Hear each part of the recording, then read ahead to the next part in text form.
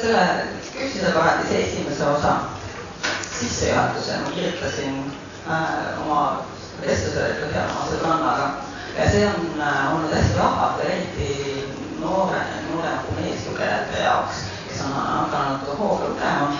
Muidugi on suur pettumus, sest küpsiseparadiisi esimene peatükk räägib Karinist, siis 56-aastasest naisest, mis peab oma kodust välja kolima. See ei ole kõigi elutav noortele meestele, kes on edasi lugenud, see on ka ülejäänud rahule jäänud. Ja siis siin ma mainin, et kirjutaks raamatu mingis stilis, kes on sõltuv grupiseksid, et grupikas on tema meelest seks. Kahe inimese vaheline märk on liiga suhtemoodi. Ja minu sõbranna vaidles mulle vastu, et ka kahe inimese vaheline asi võib olla ainult seks. Ja mina vastasin selle peale, et ma ei kuuluta tõde, ma kirjutan raamatu. Ja selle teise osaga oli täpselt samamoodi, ma ütlesin oma sõbrale Janekile, et kirjutan raamatut, teist osa. Ja ta ütles mulle, et aga kirjuta maskidest, kirjuta nendest maskidest, mida inimesed igapäevast kannavad. Kuna Janek on just seesama Janek, keda ma mainisin, kelle elust olen ma kirjutanud raamatu Pimetusest välja, siis tema on just see mees, kes on oma elus igasuguseid inimesi ja igasuguseid maske nii palju näinud, et võtsin tema sõnast kinni.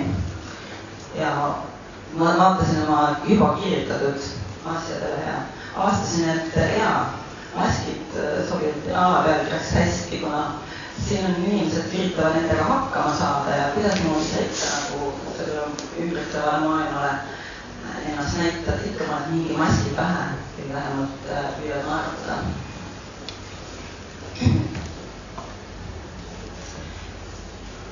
Ja ma kirjutasin mõned märksõnad siia üles, et millest see raamat räägib. Nii paks raamat, ma ei pea pikalt rääkima. Seda saab seda pikemalt rääkida, ma olen õudne lobama, kõik on lihtsalt, ega ei saagi oodata, et inimene, kes kirjutab pika ja paksu raamatu, et oleks väga vaikne, aga tagasivõtlik inimene, seda ma kindlasti ei ole.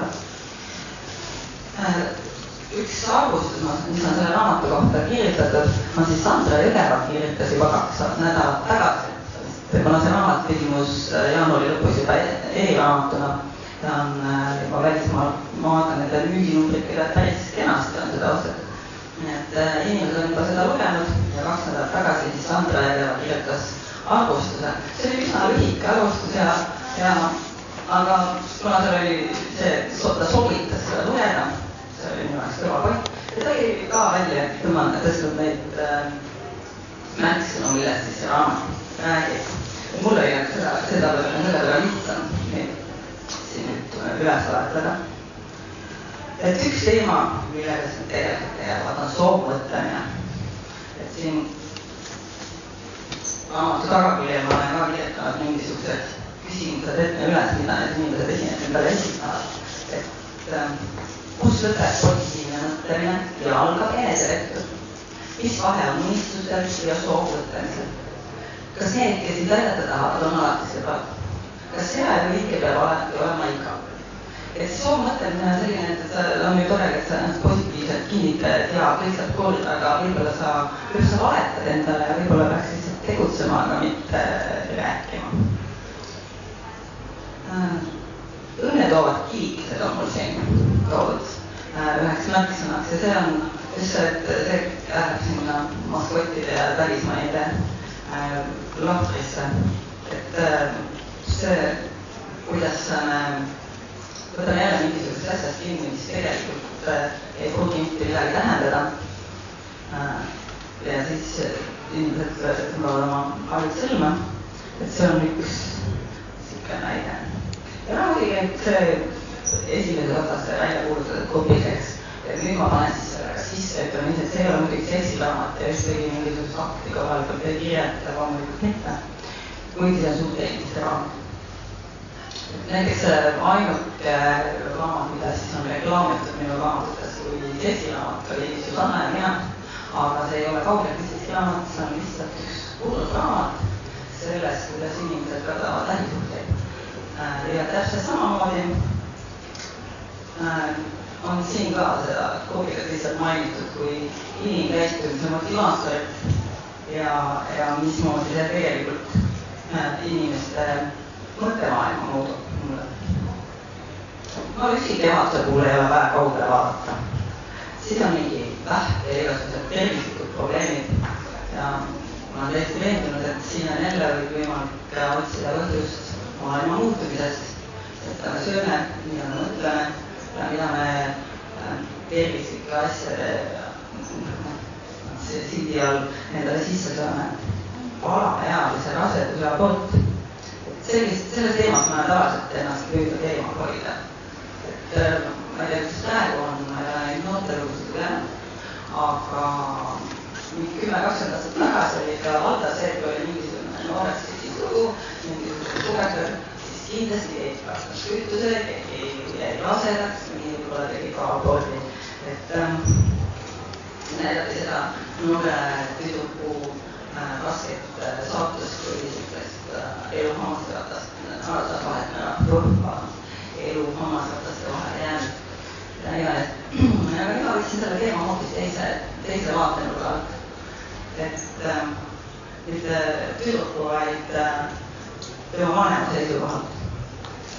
Ja siin on nagu siis igaühe ise mõelda, mis on õige ja mis vale. Üks teema muidugi on see depressioon, ehk siis mulemõtted. Ma vaatan, et hästi palju minu ümber on inimesi, kes lihtsalt aeg-ajalt satuvad musta auku. See on nii paha tuju, et kohe midagi ei taha teha. Ja see on nii valdav, et seda ma mõtlesin, et seda tuleks raamatusse haigla. Et on siis nagu põhjuseks siis põhjamaine talvekaamus või lihtsalt liiga kõrge tundlikkus ajakirjanduse negatiivsetele uudistele või mis iganes. Kõik asjad hakkavad paksime nagu ebaõnnestuma, kui tuju on paha. Ja siis ma otsustasin, et ma teen väikese maamusiku õpetuse tegelikult leiavad sellest väikepääsu. Nagu teame, siis muretsemine on nagu kiiptooliga liikumine, tegevust annavale edasi ei vii. Ja üks põhimõtteid, millega siis inimesed saavad ennast lõpuks alla on see, et mõtled selle peale, millega sa sisustad oma päeva.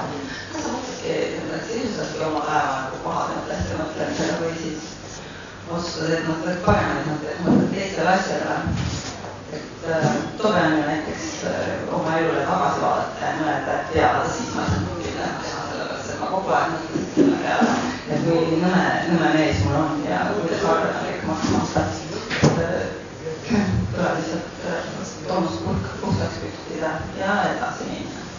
Ja muidugi siis on identiteedikriis, näiteks head küsimused on, mida endale aeg-ajalt esitada, kes ma olen ja mida ma tahan. Ja siis mõnikord vaatad, et nii lihtsalt oli küsimustel nagu ei oskagi vastata. Ja siis on muidugi need esoteemad ja laagrid. Ja kindlasti on palju inimesi, kes räägivad, et nende elu muutus igas mõttes paremaks, kui nad muutsid oma mõtlemist. Ja muidugi muutus nende elu paremaks, sest ilmselgelt tihtipeale on just need inimesed, kes selle jutules ka raha võtab. Ja muidugi siis on igasugused netivettused, poliitiline karjerism ja meetmine.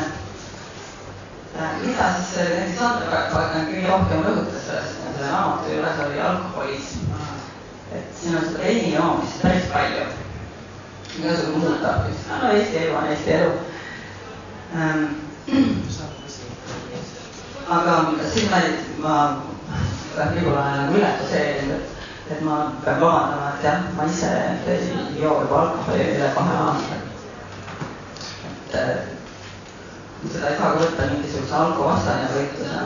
Ühesõnaga näitan, et inimesed elavad